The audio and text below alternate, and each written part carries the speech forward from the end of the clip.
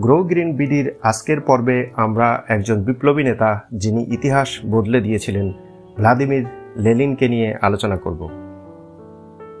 মূল আলোচনায় যাওয়ার পূর্বে ছোট্ট একটি ইন্ট্রো।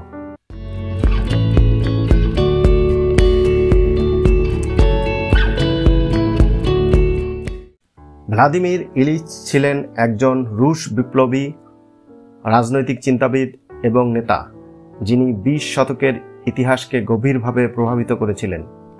তিনি 1870 সালের 22 এপ্রিল রাশিয়ার সিমবির্স্ক শহরে জন্মগ্রহণ করেন।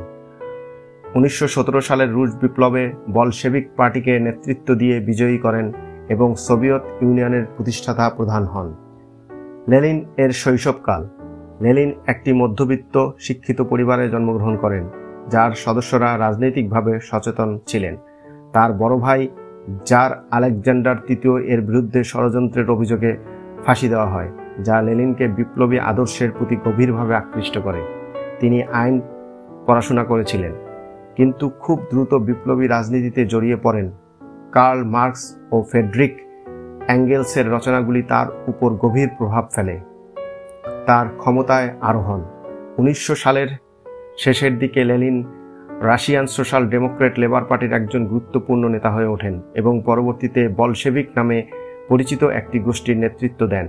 বহু বছর নির্বাসনে কাটিয়ে 1917 সালে রাশিয়ায় ফিরে এসে অক্টোবর বিপ্লবের নেতৃত্ব দেন এবং সাময়িক সরকারের পতন ঘটান। সোভিয়েত রাষ্ট্রের প্রতিষ্ঠা। বিপ্লবের পর লেনিন ও বলশেভিকরা একটি সমাজতান্ত্রিক সরকার গঠন করেন। 1922 সালের আনুষ্ঠানিকভাবে সোভিয়েত ইউনিয়ন প্রতিষ্ঠিত হয়।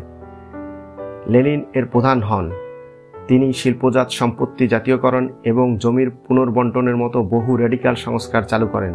তবে তার শাসনামলে বিরোধীদের দমন ও গোপন পুলিশ ব্যবহারের মাধ্যমে কঠোর নিয়ন্ত্রণও প্রতিষ্ঠিত হয়। পরিশেষে লেনিন 1924 সালের 21 জানুয়ারি একাধিক স্ট্রোকের পর মৃত্যুবরণ করেন।